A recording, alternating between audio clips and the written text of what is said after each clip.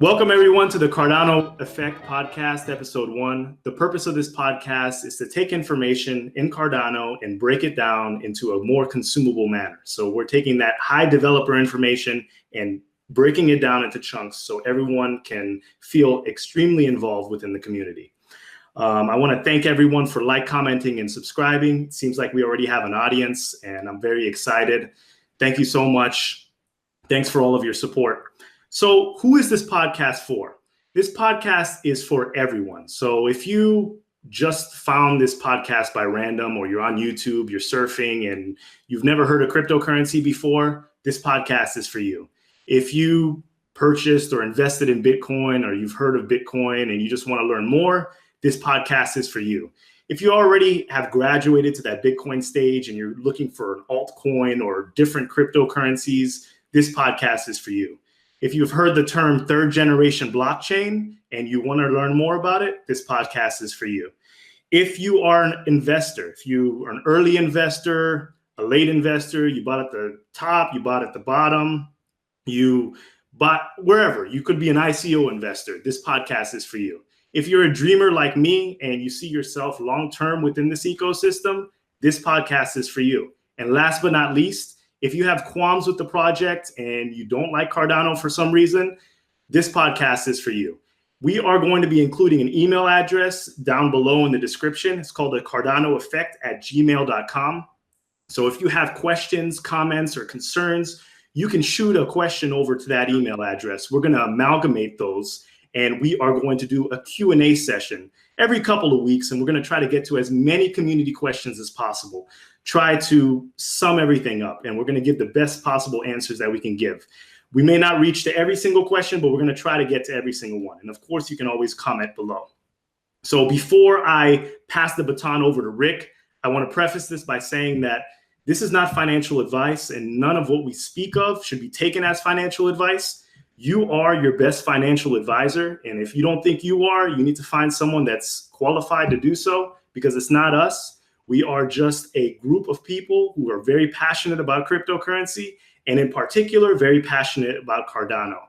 So that being said, you take this and you listen and you try to absorb the information, but don't take it as financial advice. You need to do your own research. You need to do your own diligence.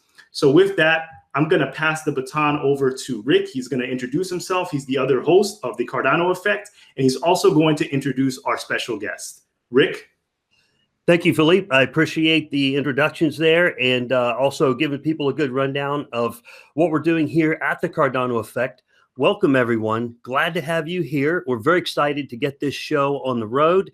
This is our Genesis block of the Cardano program. This is getting our podcast up and off the ground. We hope this provides a really good communication medium for the community to get information out on Cardano and also receive feedback from the community. And Philippe did a great job describing that. So I'm just going to continue on with what we have here. So we have Philippe as a host. I'm going to be a host. And we also have our special guest tonight, Sebastian, who's also going to be a future guest host when we have highly technical things that are highly technical in nature. And we want to boil them down to, how can the average crypto investor understand how does this information apply to me and how does it make the Cardano ecosystem work? Okay, so that's just a little bit of description of what this podcast is about. And tonight's episode is based on the 3 primary people that will be working these podcasts. And in the future, we'll have other guests on based off of your requests, like I put out in the promo video. As we start getting feedback, and we did get a few pointers come back where people would like to get involved. So we'll get more information from the community in the future. So next, I'm going to pass over to Mr. Sebastian Guillemot. He's one of the Emurgo employees who's been involved with the system for a very long time, and people know him quite well. So Sebastian, over to you, sir. Hey, everyone.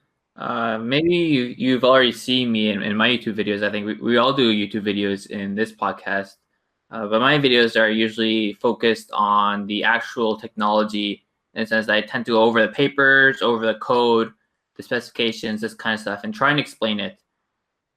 The videos I make tend to be for a technical audience That is to say, if you're not really familiar with technology and you want to understand the concept of Cardano, my videos may be useful, but you're not really the target audience. I try and make my videos for the developers in the ecosystem, right? So somebody who's curious about how the research is applied in more details and wants to build something either off of Cardano or similar to Cardano, they'd be able to go through my video, understand what's happening, possibly do some derivative research or works. And so that's kind of the purpose of the content I create, and that's essentially why it has kind of business value for Emurgo, right? And so at Emurgo, I do R&D in general. So I do some programming and this kind of stuff, but also I spend a fair amount of my time doing these explainer videos and explainer blogs and this kind of stuff. Thank you, Sebastian. All right. So what we're going to do is we're going to go on to one of our first subject areas in this video in the Genesis block that I've been calling it. And so there's 4 subject areas and then a bonus discussion at the end, or 3 subject areas and a bonus discussion at the end. And the first area we're going to talk about is how did you get into crypto personally, each person here. Then the next one is how did you first learn of Cardano? Third will be why are you dedicating your efforts to Cardano vice any other crypto? And the idea behind that question is, what makes Cardano worth investing your time and money promoting it and being involved? And fourth, if we get there, what does mass adoption mean? And we're not talking about when Lambo, we're talking about, how would the average person get to the point of using crypto? Okay, so if you guys are okay with it, who wants to lead off? You want me to roll with it, or how did you get into crypto? I can start off. So I have to recollect all of my thoughts, but crypto started, I was aware of crypto back in, like everyone, you start with Bitcoin and you progress forward. But I first heard of Bitcoin in 2011, 2012, but I did not invest, unfortunately. I was in college. My brother and I were reading around and we found it online and, the whole dark web thing. And we just got associated within that, not to do any illegalities, just as business purposes, mining and whatnot. But that's where I first heard of Bitcoin, did not invest, did not mine. And I followed it for the years that led afterwards. And I really did not become an investor until May of 2017. So last year, so like a year and a half ago.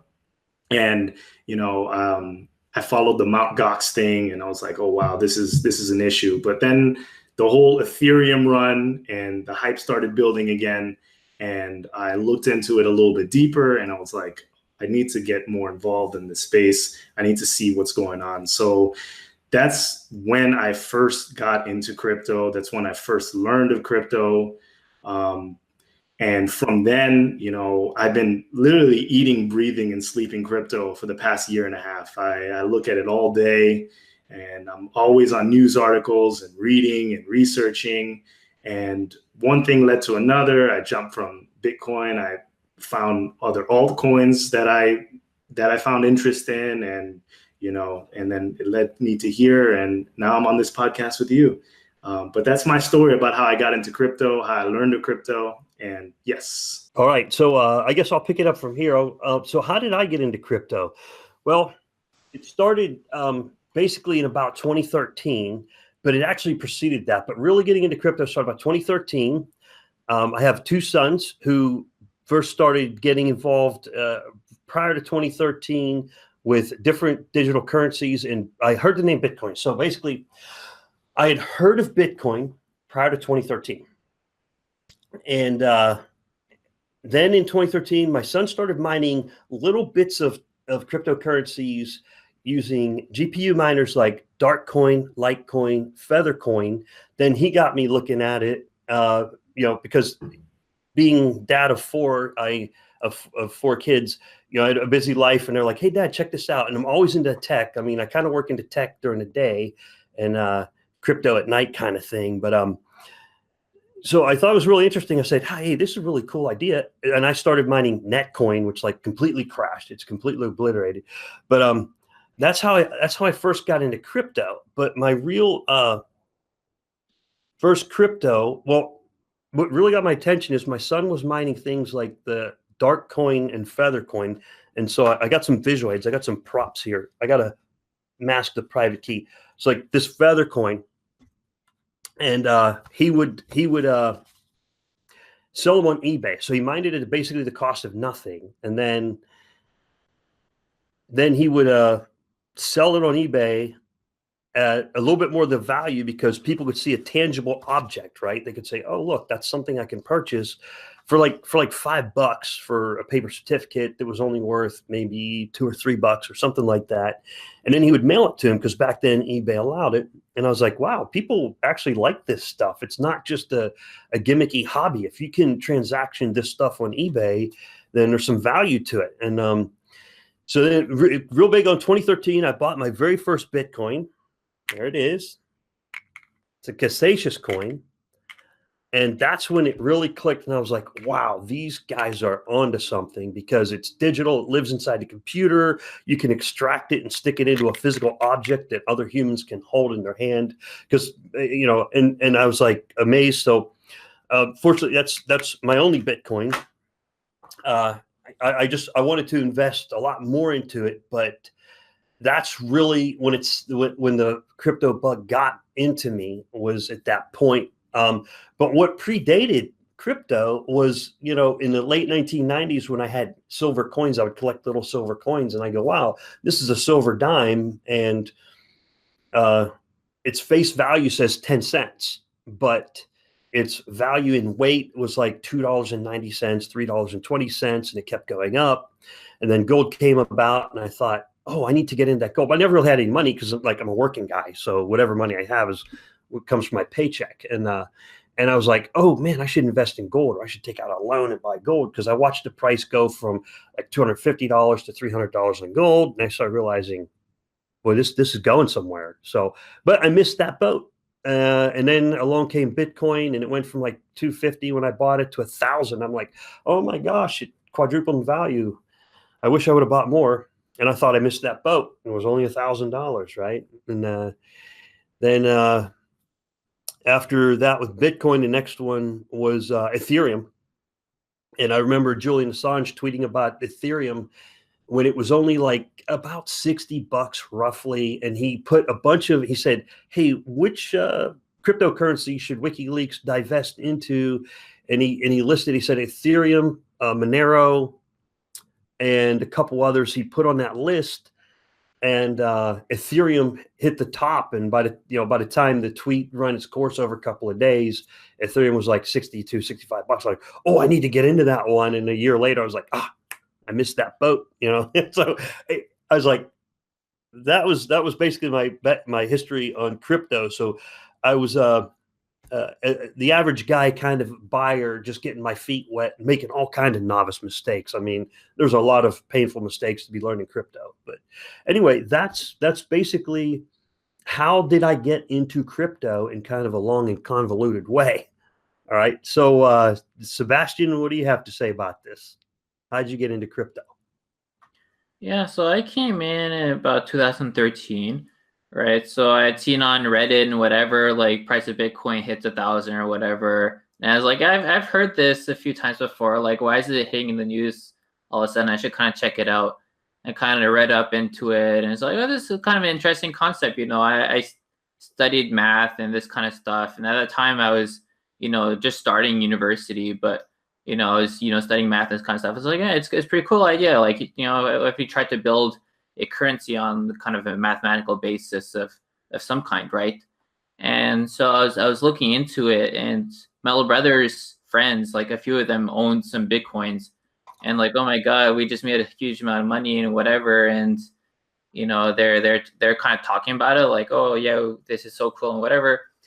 And I mean, I don't have enough money to buy anything. I didn't really even have any money at all. Like, I just entered university or whatever. So I didn't buy any or whatever, but some of my little brother's friends were like, oh, we can, you know, send you a small amount over for you to kind of play around with, get a feel for what it's like. But the content of it is, you know, how to install a wallet and what it means to transact with Bitcoin or whatever. So, you know, we got a small amount from them. And then, you know, we spent it on a few stuff. You know, like I bought, you know, a Humble Bundle, which is like a bundle of video games. You know, it's fairly cheap purchase. and they accepted Bitcoin at the time. And I'm not sure if they still do. And, I tried out, it's pretty painful. You're writing this UI, this wallet with like a really terrible UI. It takes like 3 days to sync the client at that point. I forget how much it was, but it's like a few days to sync the client so you can finally receive your coin. And then you like send it over to purchase the Humble bundle. And it's like, please wait. And you're just like waiting. You're waiting, you're looking at your watch, like what happened? Did it just disappear into thin air? Like what happened? But no, it just turns out Bitcoin has like a really long confirmation time. And I was like, I was impressed by the concept, but then I realized like, yeah, it's not that great. Like there's a huge amount of flaws, and this is like really hard to get into and whatever. So I was like, clearly somebody must have improved on this. For any research problem, like ever, first version comes out and people try and improve on it and whatever. So I started looking into like kind of what are the alternatives around. So I checked out a few other like altcoins at the time. And there's some pretty cool concepts at that time also, but nothing really interested me. So I kind of just dropped out of the space at that point. That's kind of my introduction to crypto. Well, that's interesting. So all three of us came from 3 different directions and end up landing at roughly the same point. All right. Thanks for that, Sebastian. Philippe, we are on the next area is how did you first learn of Cardano? Now, I led off with on the first round with how did you get into crypto? Oh no, wait, Philippe led off with how did you get into crypto? So, Philippe, you want to lead us off with how did you first learn of Cardano? Okay, well, I first learned of Cardano through Charles's whiteboard video, as did many people. It was a great whiteboard video released at the end of 2017, I believe November-ish. It might have been late October-ish, but that whiteboard video really introduced me into Cardano. But I want to give a little backdrop of my journey looking for this out. Like it just made sense. And, I was getting into crypto a lot more during the summer of 2017. I was investing, moving things around, looking at different alt projects. Like Sebastian was saying, a lot of them didn't catch my eye. I actually go and look through the white paper. Although I don't understand everything all the time, I still look to see if there's a business model behind it. And then I saw Charles's video, and Charles, he's very eloquent, and what he was saying resonated with me completely, and it really got the gears turning in my head. And I introduced myself earlier as a dreamer, as a person that literally wants to exist within a system. And I think that Charles provided that through that whiteboard video, because one of the things that he stretched on was this idea of interoperability. And this was a very powerful term to me. I saw that there could be a connection between, the bridge between the regular fiat world and the crypto world is sometimes very unclear. And that term really allows me as an investor to understand that, it's not one system dies, the other prospers, but 2 systems can live simultaneously. And, that's just what really led me to this project. I bring some props as well. And I have a story about this whole idea of like people within the system and moving on to crypto. And basically I was at the bank the other day, and this lady next to me was saying something around the lines like, oh, she went up to the teller, and it was probably 9 a.m., 10 a.m. in the morning. And the line is full. And of course, you're waiting in line to get your money out of the bank, which doesn't make much sense. But the lady in front of me goes up to the teller and asks the teller, can I have can I withdraw $1,000? I'm going on vacation next week. And it was the weirdest question I've ever heard, because like it's the person's account with the person's money, and they're asking like permission. I know it was meant as more of a lighthearted joke, but like the Matrix thing in my head just like clicked. Like, there needs to be just this system can't be the only one that exists. And then couple that with all the information that came out with the whiteboard videos and checking out the website and just seeing the level of professionalism and the level of business that IOHK does. I mean, not only was this like a dreamer cryptocurrency project, but IOHK is an actual legitimate business. So many crypto projects out there are not businesses. They do not run a business. And if you do not run a business on top of your project will fail because the balance sheets are going to fall out of whack. As soon as your ICO money runs out, that's it. But IOHK is a cryptocurrency starter. They're successful, and that coupled with Charles, coupled with the direction I saw the project going, that's really my introduction into Cardano. All right. Thanks, Philippe. I'll roll with this one here. How did I first learn of Cardano? Well, this is an interesting story. I was in my kitchen, and it was about this time last year, early November, maybe late October, roughly about this time frame. And I had just started leaning towards investing more into cryptocurrencies. And my sons were talking about ADA. Now, they were talking about all different kind of things. EOS was starting to come online. And there was a couple other ICOs that were big in name. I had not heard of the Cardano ICO, but it was about this time last year. And so I have two sons, and my one son was talking about it pretty passionately about the information. He said, Dad, you got to check out this video. And he pulled up the Charles Hoskinson whiteboard video that Philippe had just mentioned. And I watched this. Now, the interesting thing is, in my line of work, there are scientists who do this kind of work. I don't understand the math like Sebastian. Like Sebastian came. He understands the math. I don't get the math. I look at the final output product of these really brilliant scientists, and they'll explain to me how things work and how they develop the math. And as long as I can see the output product and understand it and use it as a tool to do my job, I'm good. It almost doesn't even matter what was that math in the background.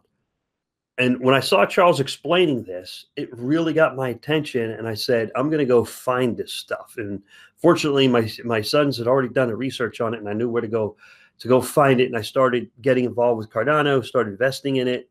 And maybe a week later, a video from Dr. Duncan Coutts came out. And I was like, wow, okay. I mean, these videos were starting to knock my socks off. And I thought, I'm not seeing this level of science and research being applied. There were the three big major factors that Charles described what a cryptocurrency has to do. But once I started seeing all the research going into it, and I realized this is the thing for me, or at least this definitely has a future. So not really the business side. I wasn't even thinking of the business side. It hadn't even crossed my mind, as Philippe had mentioned, from the business angle that IOHK has, which is awesome, and Emurgo has, which is great. What was crossing in my mind was the science behind it, and the fact they were doing all this research, and that there were white papers that could be read. Although there were many other white papers out on cryptos, that particular white paper caught my attention. So that's really how I first learned of Cardano. And as more videos came out from IOHK, it kept grabbing more and more of my attention. And I said, wow, these guys are really, guys and gals. Meredith did one on security. And I realized, wow, they are very proactive in getting these videos out. They know how to communicate. And I think between the science, they're able to communicate science to me, the average guy, and they were able to communicate via these excellent YouTube videos. I mean, I just have to say they're great. That's all there's to it. And that's what hooked me. And that's when I said, you know what? I'm going to dive way deep into this line because I caught it early enough to where I can still, I can make money off it because that's all why we do this, but I can also learn from it and maybe somehow be a pioneer in this field, something that, I've never been able to do before. I hadn't caught it early enough, but this is one that I caught early enough where I could get heavily involved. And that's where we're at now. So that's my story. That's my, how did I first learn of Cardano? Sebastian, you're on deck, sir. Yeah, so I kind of got back into the space as the hype kind of started building up around it. And I was like, well, I wonder what's changed, right? If the price is suddenly skyrocketing or whatever, like hopefully something's changed in the technology, and there's a reason for this hype. And I started looking into it, and sure enough, found Ethereum, and I thought it was a really cool idea, the concept of dApps and whatever. And so I started kind of doing a really deep dive into Ethereum, learning smart contracts, reading through the yellow paper and all this kind of stuff. And, obviously every project has its engineering flaws and whatever, so it's not a perfect project. But I was getting pretty involved in it, not in the community side, but just on the technology side. And at the same time, I was, keeping my eye out open for other projects. What else is going on in the space? How else has it evolved since I kind of came in last time? And that's when I found Cardano. And so I was reading Cardano, and the first line description was something like, cryptocurrency based off of Haskell. And I was like, oh my God, I got to read more into this. Because at the time, I was kind of like an amateur Haskellr, which, kind of came naturally from studying both computer science and math. And so I was like, oh man, somebody's building a cryptocurrency based stuff. I got to check this out. And I was looking into it more. And I think what really hooked me was the fact that Cardano was a project with mathematical rigor. And this is like a concept that is, really drilled into you if you take a math major in university. The fact that whenever you make a statement, you have to have a rigorous proof for it. And the ability to write a proof that is rigorous and, understand the importance of a rigorous proof is basically what a math major is trying to teach you.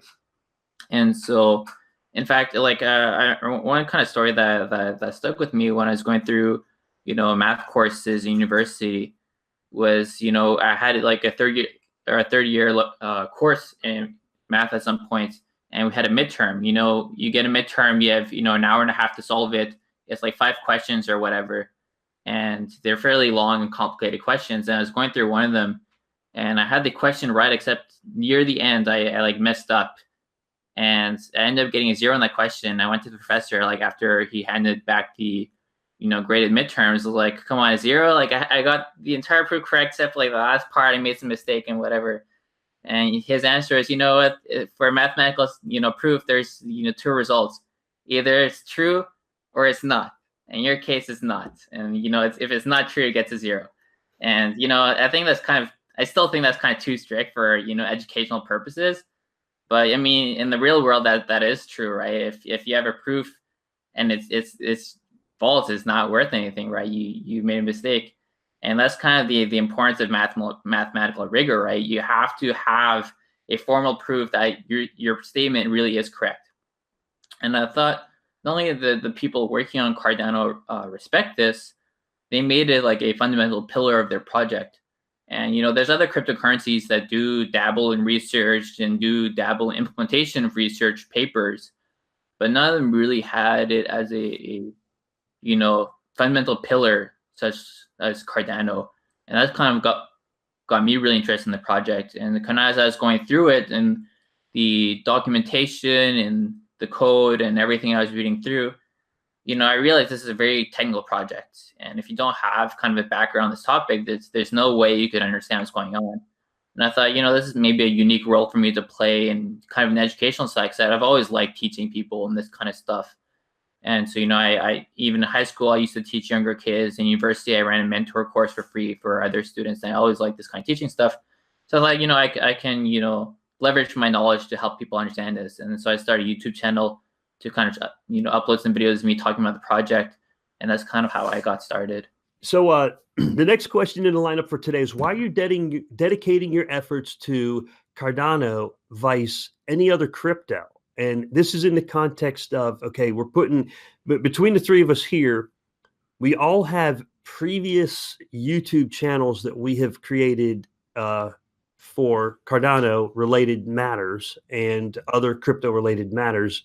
And so this question is really asking, why did we pursue our efforts down the line of Cardano? And who would like to lead off? Are we going to continue the round robin with you, Philippe? Sure. Let's All right. go ahead. So why Cardano versus any other project out there? I mean, I know there's a small list of 3rd generation blockchains. Why do I get attached to this one? Why did I pretty much dedicate my YouTube channel to Cardano? And the same can go for Rick and Sebastian.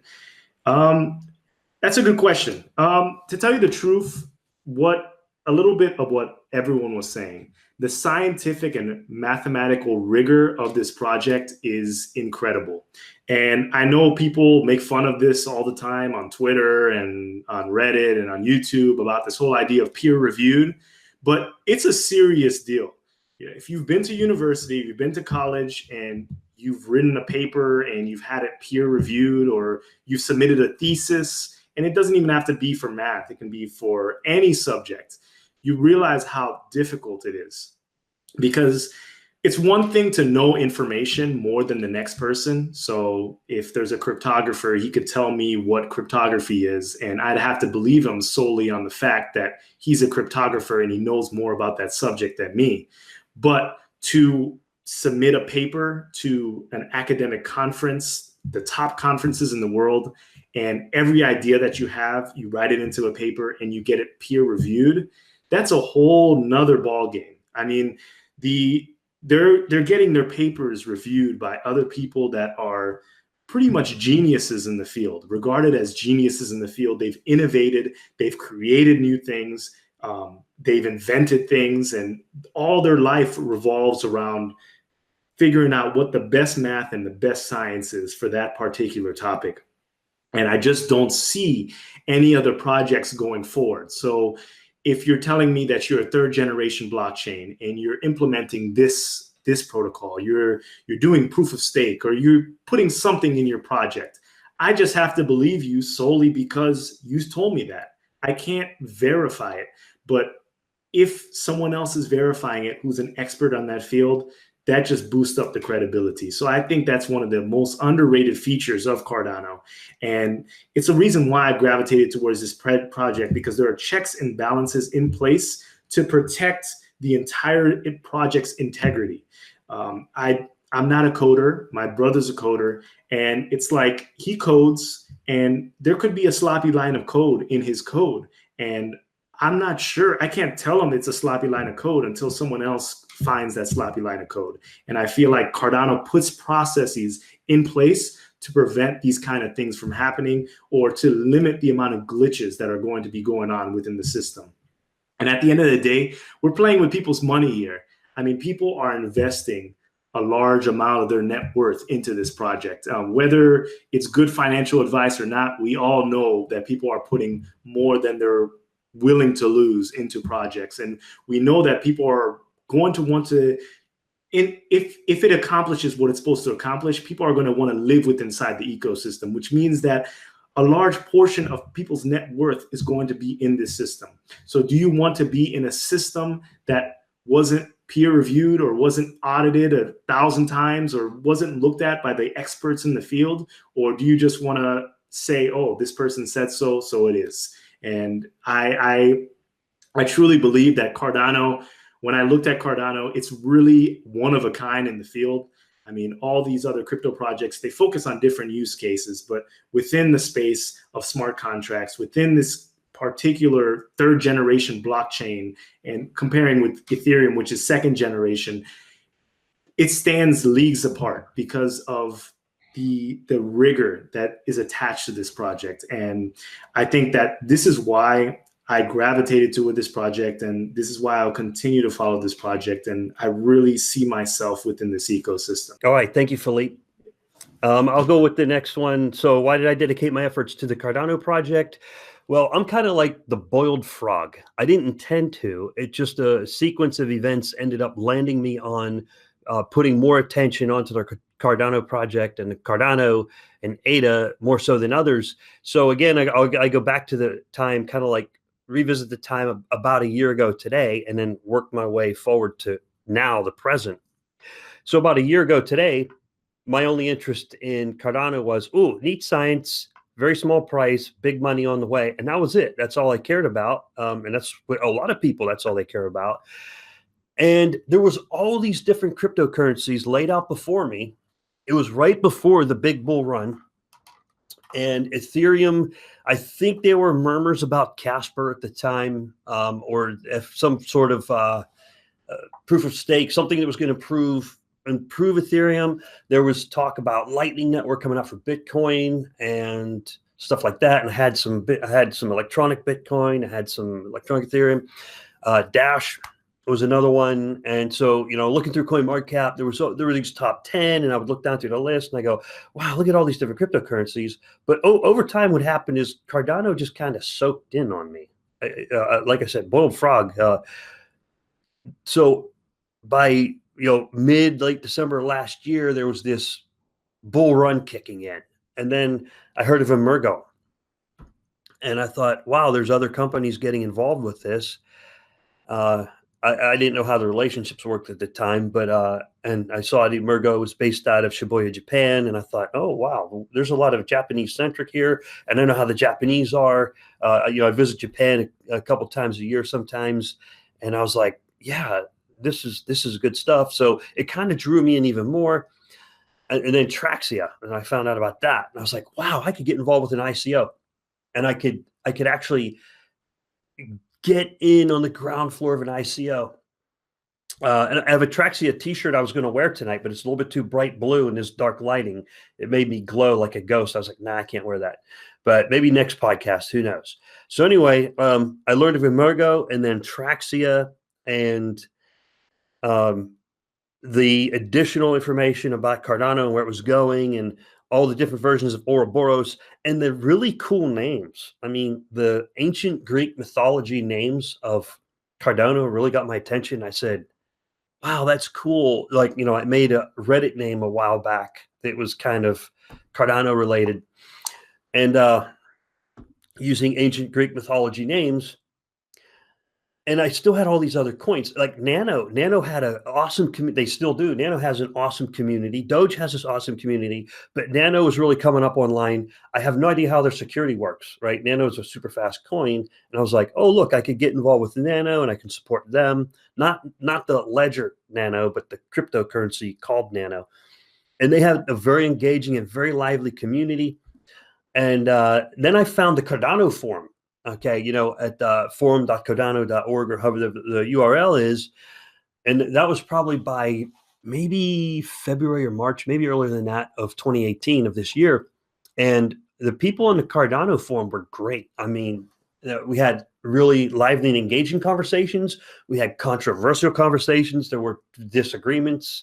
There were people trying to help other people learn. And that's really what I liked. I was like, oh, wow, this guy's helping this guy learn.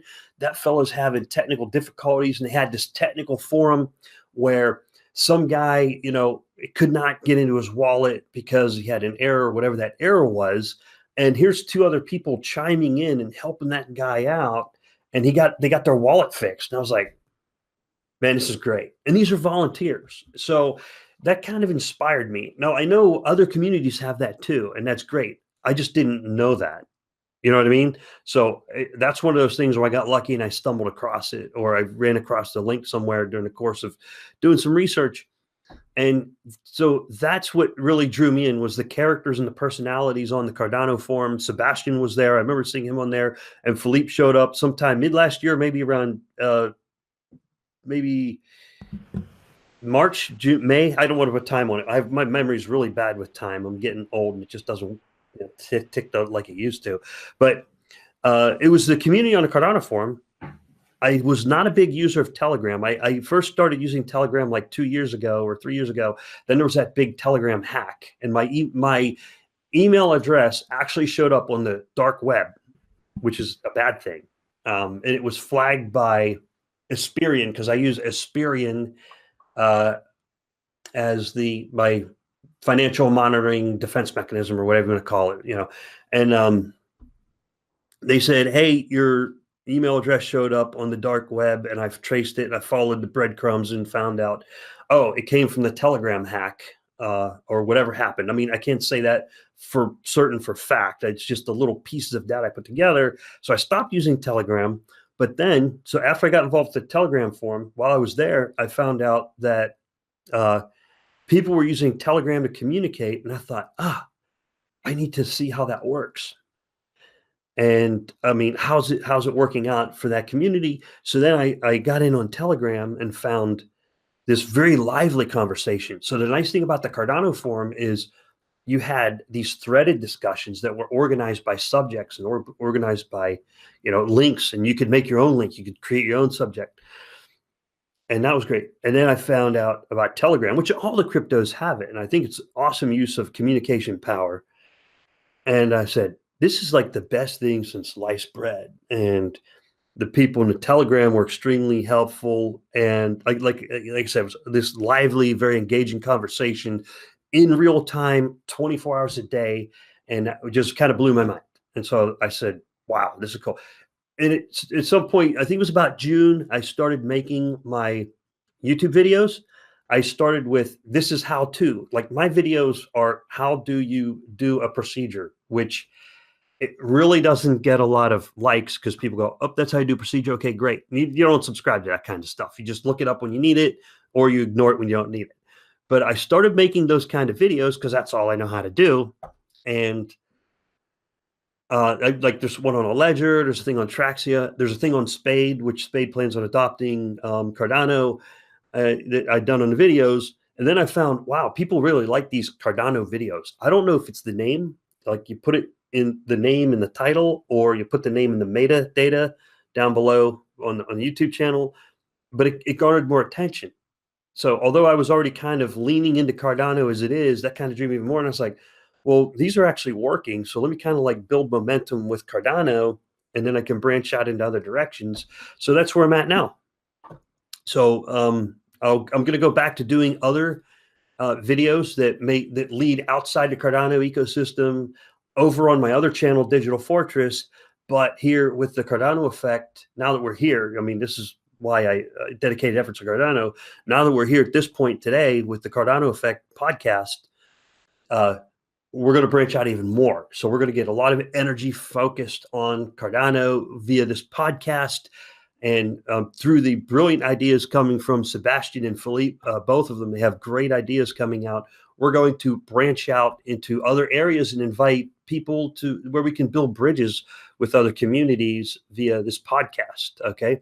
So speaking of great ideas, that leads us to Sebastian on why are you dedicating efforts to Cardano, vice any other crypto? Over to you. Yeah, so it's kind of like what I was mentioning before with the mathematical rigor and all this kind of stuff. What it really boils down to is the reason I stuck with it is just, curiosity, right? I mean, maybe but the iOSK team is huge, right? And the Emurgo team is also growing, more so this year than before. But, there's a lot of people working on this project, right? And so at the time when I was, getting involved in Cardano, I was still working at Microsoft as an engineer. And so, that was taking up a huge amount of my time. But, I would come back home every day and kind of read up on it briefly. And during the weekends, I would just spend my weekend, sitting down and go through all the commits for the GitHub repo and just read all the code and figure out what's happening really at the low level scale. And then I'd make a video about it going, okay, this is what happened this week. This is all the code that's changed. This is why the code's changed and what it means.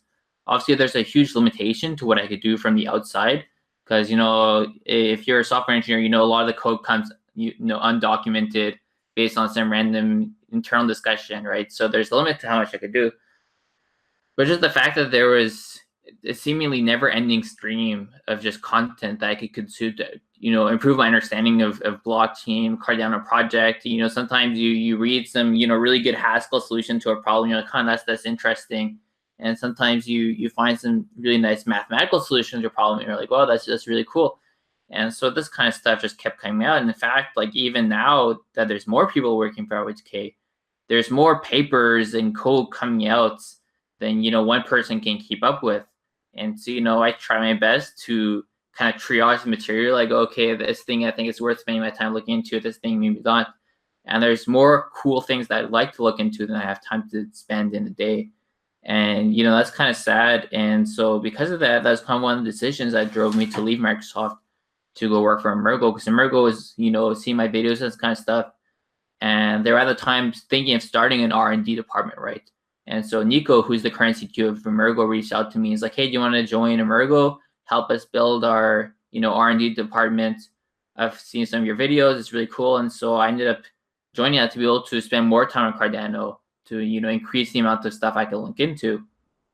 And, it's been an amazing ride ever since at Emurgo, where, I basically paid to, read these papers and read this code and build the project too, and write my own code. And this is really amazing for me. So this is why I've kind of stayed involved. Yeah, that must be fantastic being able to, well, for one, going from Microsoft, it's like, oh, Microsoft is a dream job.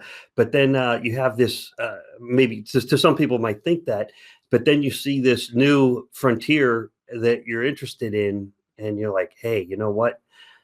I can get on that early. And is that kind of how it went? Yeah, I mean, it is part of deciding what I want to do with my life, right? Because I mean, Microsoft's really great. I love working at Microsoft. The work-life balance is really good. The stuff I was working on is pretty cool, I think. But at the time I was working on Bing, the search engine, which I think is a team you can be proud of working on, because Bing really has, I mean, one, Bing makes a lot of money.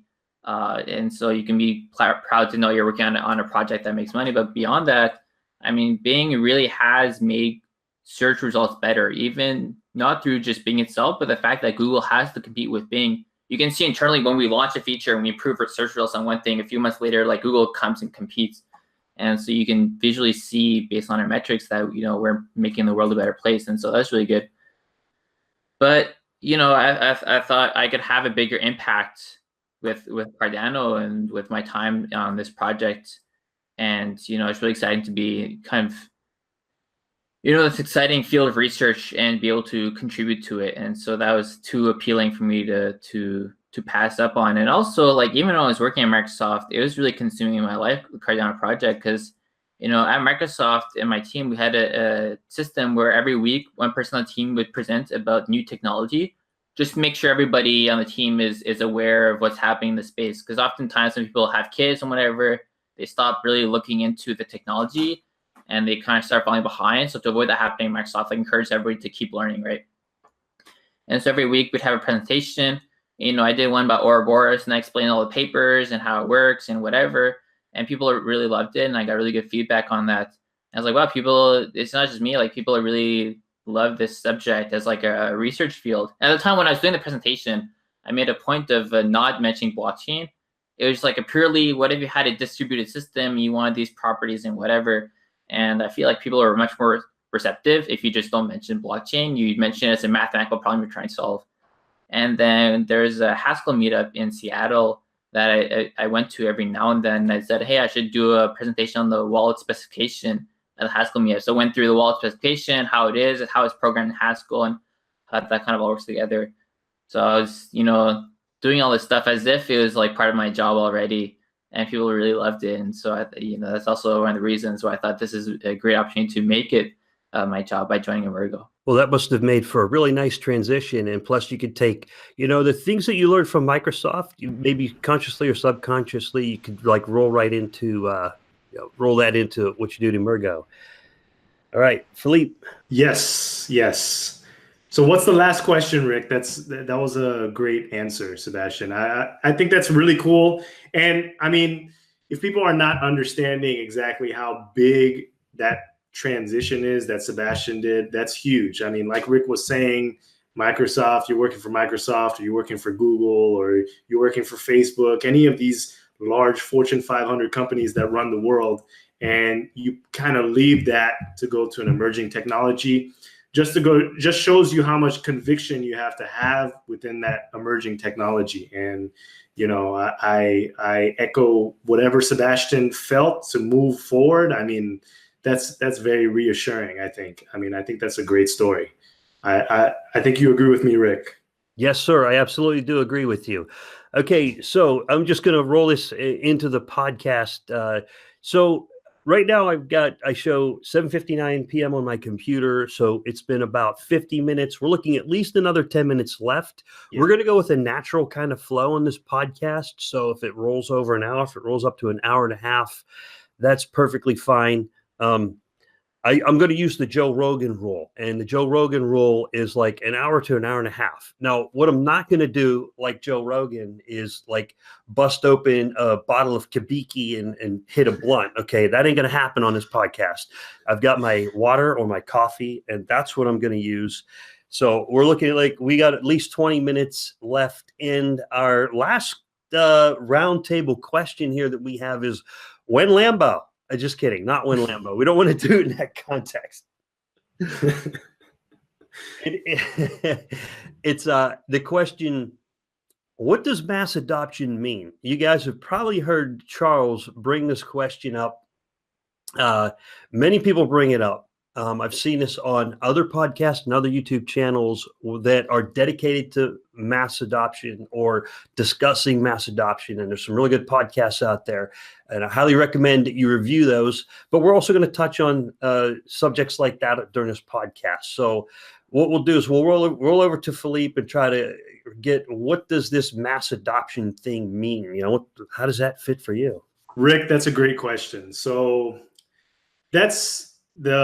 I think that's like the billion, or if you want to consider it, $1 trillion question for cryptocurrency, when mass adoption. And people have been touting that mass adoption is coming soon. It's, it might be next month, it might be next week, or it might be in 2020 when the next halving happens.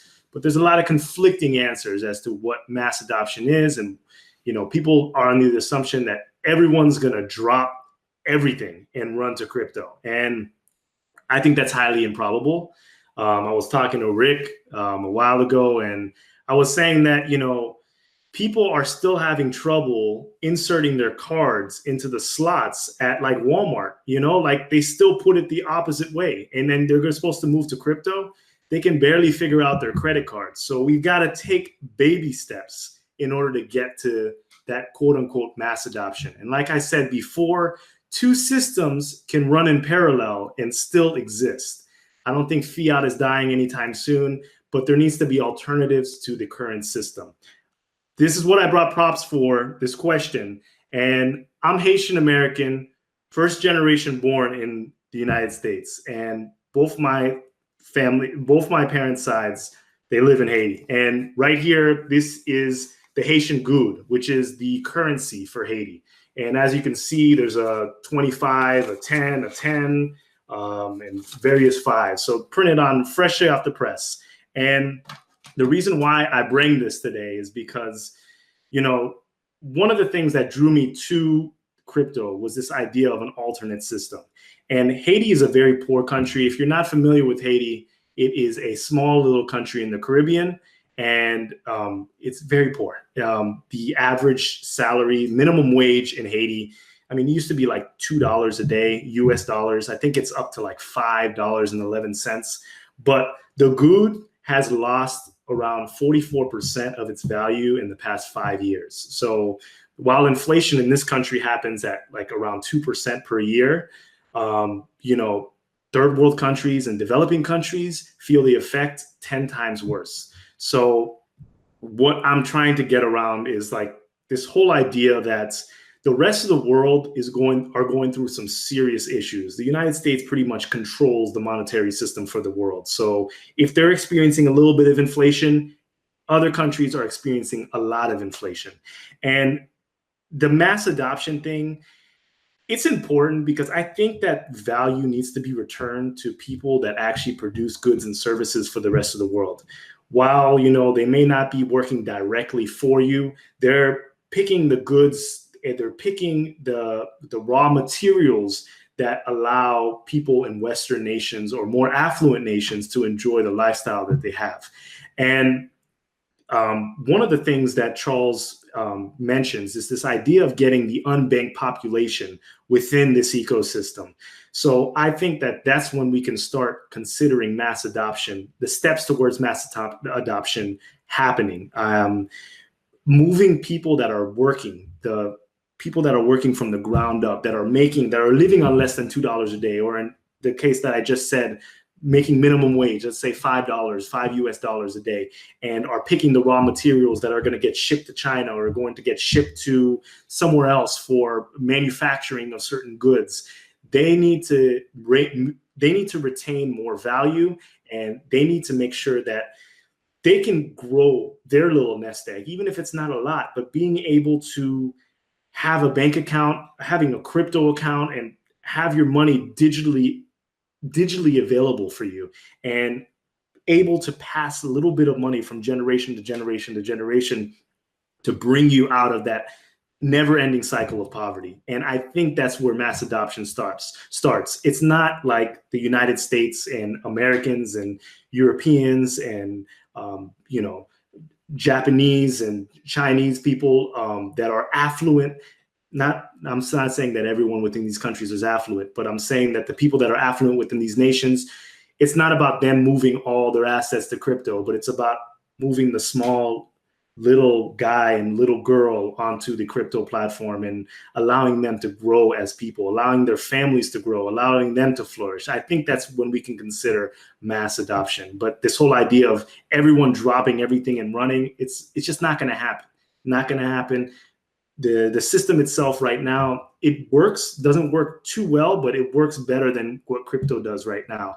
And eventually that things may switch, but for now, we need to focus on the people that are the most oppressed and then work our way up. And that's, I think, how we can quantify or the term mass adoption. Hey, great points there, Philippe. And you know what?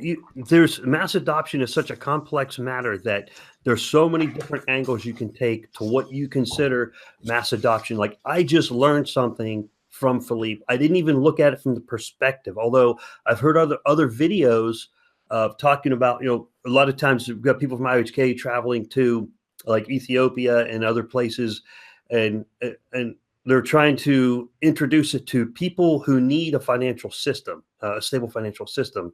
So that's one thing that would drive mass adoption. But I look at it from very many different perspectives. One of them is, how do I buy a taco with it?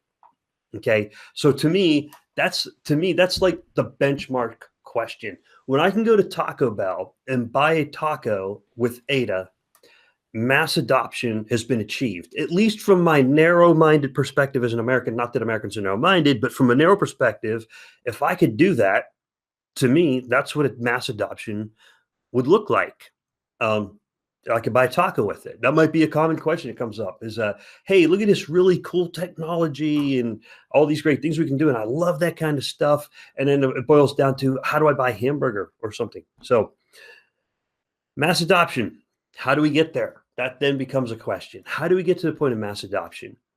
In my opinion, it's each one of us, those of us that understand crypto, going out and finding just one other person and explain to them how does crypto work? What is it? Why is there a benefit? Those are the kind of things that we can do to each person can do with mass adoption. I'm not a developer. The only thing I do with software is I break it by accident, usually is what happens. But developers are not going to create the mass adoption. Developers are going to create the technology. So we can't keep putting the responsibility on the developers and say, hey, when mass adoption? I'm just going to collect crypto and sit back and say, wait for the money to show up. I can't do that. We all have to take a little bit of part and get involved. There's something each of us could do.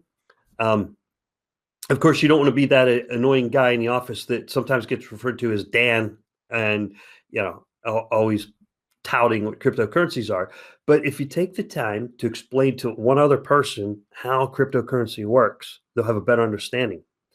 Like Philippe had mentioned earlier, and it was a real funny story too, was people putting their credit card in the machine wrong. That's me. I still do that. We have chips. The US is like halfway between slide and chip. And now the US is halfway between, once you stick your chip in, is it the green button or is it the red button? So now that I'm using my chip, now I got to figure out, should I push the green button or the red button to get my transaction to complete? And so even mass adoption, credit is considered mass adopted. It still has its issues every time they change something. So crypto is still way in its infancy. And everybody who knows crypto now, if you could just spell crypto, and I like the word digital, like digital currency, because crypto carries this really nefarious kind of sound to it. But anyway, that's just my preference.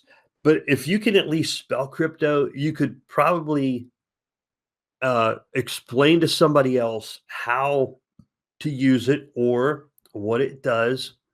And eventually it'll catch on. If it's a good thing, it'll catch on because there's so many applications for it. And mass adoption applies to so many different areas. You got the stocks and bonds sector, you got the buying tacos and hamburger sector, and you have, like Philippe mentioned, you have the sector of countries that are in need of a better financial system. And so the mass adoption includes all these different aspects. So anybody can implement mass adoption. And speaking of developers and how developers can do that kind of stuff, Sebastian, what are your thoughts? What do you think? What is mass adoption? What does that mean when Lambo? Yeah, I mean, I feel like mass adoption kind of has two components to it, right? One of them is the actual usage of the currency, right? Can you really go buy a taco or this kind of stuff? And to a certain extent, there already exists an alternative economy based on cryptocurrencies, right? You know, you can go around and use Bitcoins or ADA for a few various purposes. It's not used everywhere. It cannot be used everywhere, but there is some, you know, subset of the economy that you know, can be sustained by this model. In fact, a few people, you know, spend their lives trying to live, you know, unbanked, right? They try and move 100% of cryptocurrency, and they kind of tweet about it or whatever. So there's that component to mass adoption. I think there's also the component of actual participation in the system, right? So if you do a survey right now in most developed nations, do you know what, you know, Bitcoin is, you know, cryptocurrencies or whatever, you know, a huge percentage of people say yes. If you ask people, have you ever owned any cryptocurrencies? A non-trivial percentage of people will say yes, usually like in the single digits, you know, 5, 6%, something like that. And so you could say we've already achieved a certain amount of mass adoption of knowledge of the subject, right? Obviously, people don't have a deep understanding, but they have a understanding of this concept and kind of what it is and the fact that it exists, right? And I think to a certain extent, if we want to further this, then what we have to solve is kind of the participation asymmetry is what I like to think of it as, which is, right now, if you look at cryptocurrencies, there's two kinds of people, right? There's the people, you know, developing the protocol, which are highly involved in the project and all these technical decisions.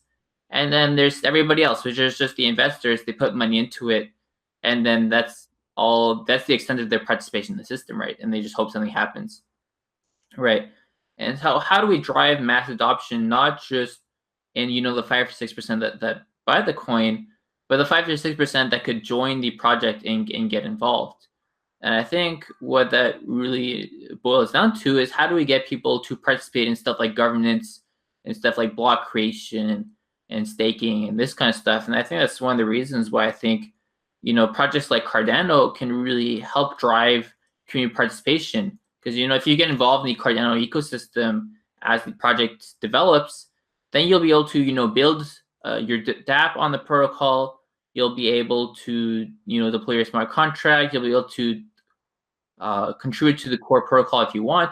But you can also just, you know, participate in the staking pools and try and decide which staking pools you should join, and which one is using the money it gains in the most moral way possible. And, you know, maybe if you run a staking pool, you can, you know, try and donate your proceeds to charity and get involved running something like that. Or you can get involved in the governance project and decide which projects get funded and this kind of stuff. And I think this is a different kind of mass adoption, because even if the percentage of people that use, you know, ADA to transact does not increase, the involvement in the protocol, if we get 5 or 6% of the population involved in not just buying ADA, but involved in the governance process of ADA and, you know, deciding what the future of our protocol looks like, I mean, that's huge to me, and that's mass adoption to me. So what you're saying, if I'm looking on Binance or Bittrex and I see this huge spike, a big giant green candle, and all this massive volume, that doesn't mean mass adoption, does it?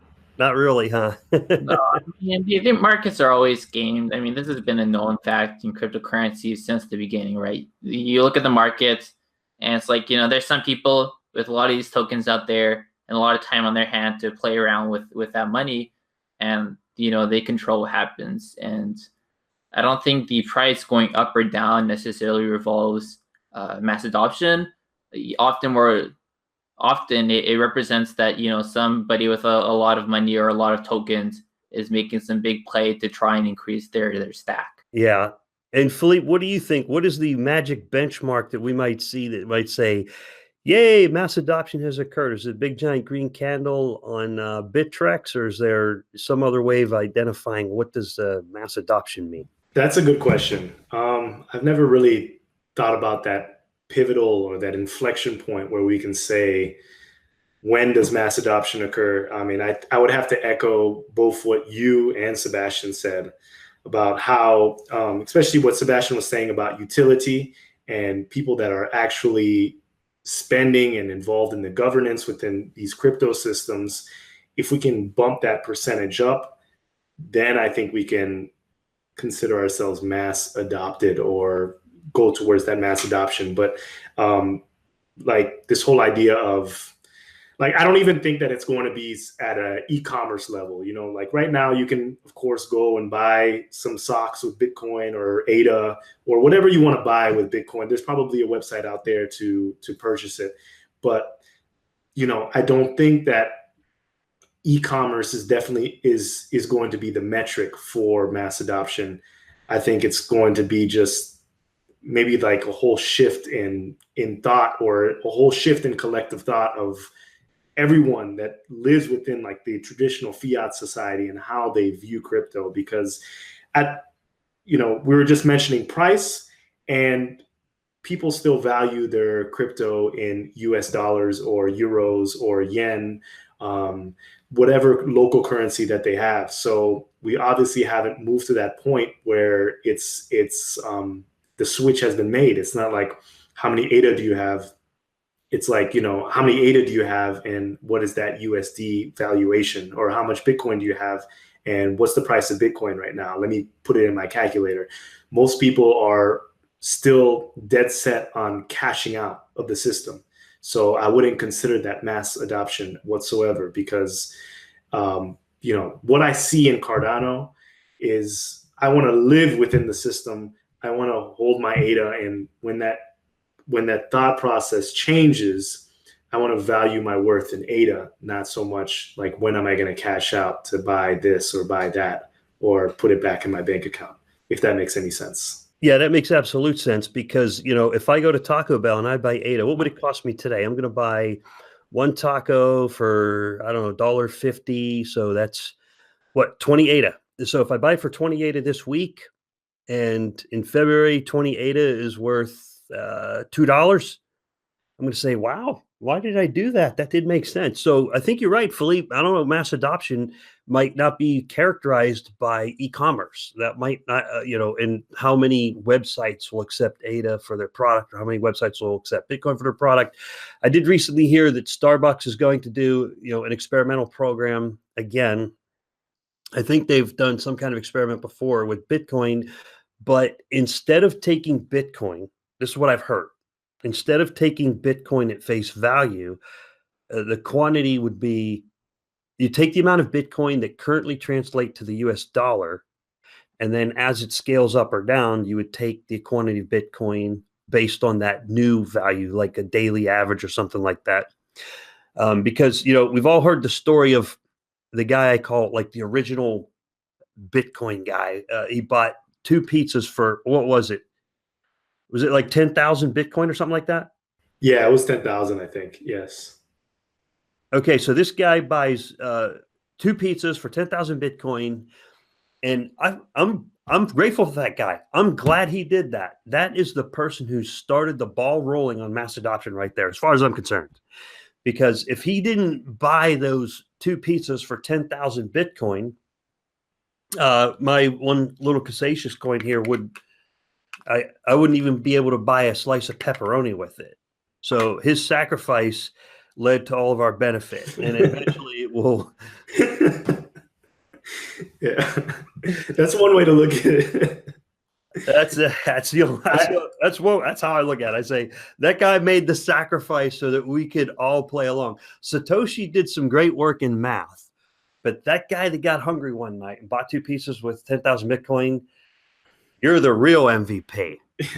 I heard he's doing pretty well. I think he had quite a lot of Bitcoin. So I read a follow-up article that he's living pretty large. So I don't think he took that much of a hit, but that is still a pretty big hit. That is. At the time, it wasn't like, I don't know, Bitcoin was like less than a penny or something like that in value. I mean, it all starts from nothing. And the only way it gains value is that people trade it. And they trade it and they spend it and they trade it and they spend it. And then it starts gaining value and gaining momentum. Right now, everybody's a hodl. Well, you kind of got two categories of people that I've come across on the Telegram forums, because that's where I see most people. And what most people are doing is either they're a day trader where they're swapping between currencies to try to get a little more out of it, or they're just stockpiling and putting it away, but they're not exchanging it for either physical objects or something like that. And someday, I hope to see software developers out there. If you need ideas, just let me know and I'll just keep throwing them out there. You probably already have them all anyway. But, like coupons, I go to the store just a week and a half ago, and my wife pulls out her purse. And, women's purses are these magical things that have enormous amounts of objects in them. And she goes, I forgot my coupons. And I thought, wow, if coupons were on a blockchain and you had it stored inside your phone and you could just go click, click, click, click, bing. Okay, there's my coupons. It'd be like, wow, that'd be great. So, these ICO tokens, they're all trying to be, not all of them, but they're trying to make a lot of what they call stable currency. I think it'd be great if you could put coupons on there. That's what I consider part of mass adoption. I think it would be fantastic if you could put movie tickets on a blockchain. And if I wanted, right now I'm sitting here on one side of the United States, and Philippe is in another part of the United States, and Sebastian is in Japan. And if I wanted to give him a movie ticket, I could go click, click, click, bing, and I just gave him a movie ticket for Christmas or something like that. So that's the kind of things that when we can do that and buy the taco, then I think we're getting closer to what we call mass adoption, at least on the e-commerce side of the house. Yeah, one thing I like to say is that I think for people in first world countries, I think the concept of mass adoption is kind of just a marketing ploy. So I mean, if you think about why is there such hype around cryptocurrencies, and part of it is because it's a neat technology, but part of it is because there's some people with large bags. I mean, they're trying to increase the price of their coins by any means necessary, right? And so there's this concept of mass adoption. At some point, they're going to switch, and then suddenly we're going to go into crypto wonderland or whatever. And it kind of misleads people. I think in a lot of cases, when people look at a new project or a new piece of research, they're trying to understand, how is this revolutionary? How does this change the entire world? But in reality, for people in the first world nation where we're already banked, we already have a bunch of fairly good services, a lot of stuff cryptography can provide is incremental changes and incremental improvements. They're not maybe such a big deal individually, but over time pile up. And so this is something I've realized is a huge problem when trying to explain a project to somebody. Just in general, you explain crypto, you're explaining this way of using blockchain or whatever, and they're like, but I don't understand. Where's the revolution? How is this going to change everything? It feels like there's still a bunch of problems to this. I'm like, yeah, it's not a revolution. There's this one tiny problem that solves, maybe improves a little bit, and there's some trade-offs to it. You have to pay for it more in this other way, and you can argue it's maybe an incremental improvement. And people have a harder time understanding these nuanced discussions. And so obviously, if you're in a third world country and you're going from unbanked to banked, or not banked, but to being able to use cryptocurrencies to manage your finances, obviously that's a big change.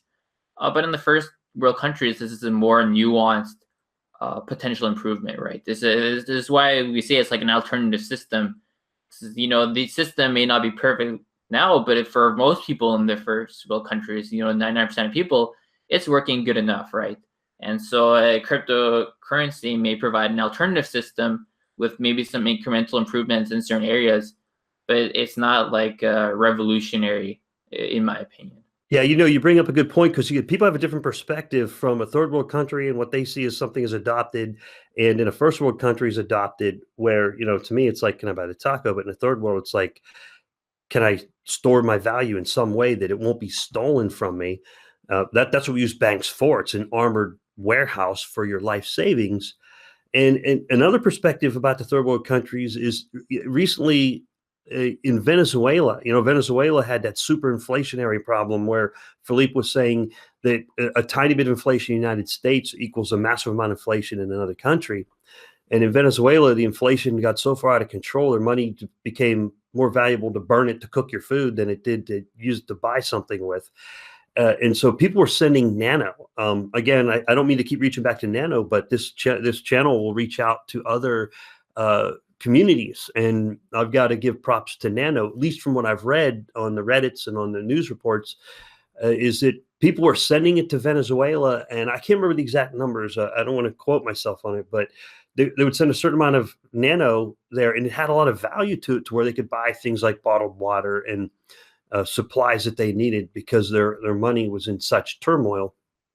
So their community was donating. They're like, okay, if I buy a little bit of Nano here, and that's the really cool thing about cryptocurrencies is you can purchase it online and then load it on your electronic device of some sort and then send it at infinite distance.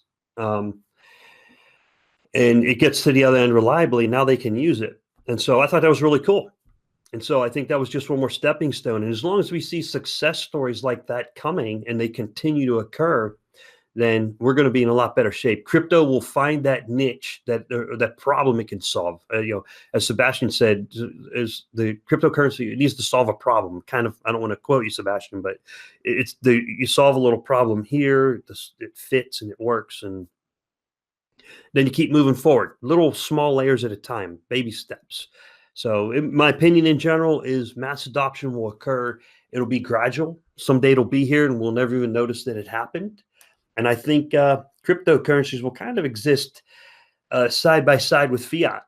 And there will be a relatively transparent relationship. And mass adoption will occur when we stop asking the question when mass adoption will occur, because we won't even realize that it occurred. So that's all I have on that subject. Guys, what do you think? I think that this was good. I agree with both of your comments, your closing statements, and I think that we hit our first 4 questions for our podcast today, and I think that we did a good job. We can carry over this topic to our next podcast. And we're going to always be keeping the content fresh and innovative and try to keep it as fun as possible. I want to thank Rick and Sebastian for being wonderful hosts. And I look forward to continuing this podcast. This is our first one, so you need to leave comments. You need to critique us. You need to send some questions to the thecardanoeffect@gmail.com. I'll include all the links below. I'm also going to be including the links to Rick's channel and Sebastian's channel, YouTube channel, as well as my channel. And you can check out some more Cardano-related content. We had a blast preparing this for you, and we have many more to come. So if anyone wanted to add anything else, I think that this was a great first episode. Hey, thank you, Philippe. Thank you, Sebastian. That's all I got. Y'all have a great day.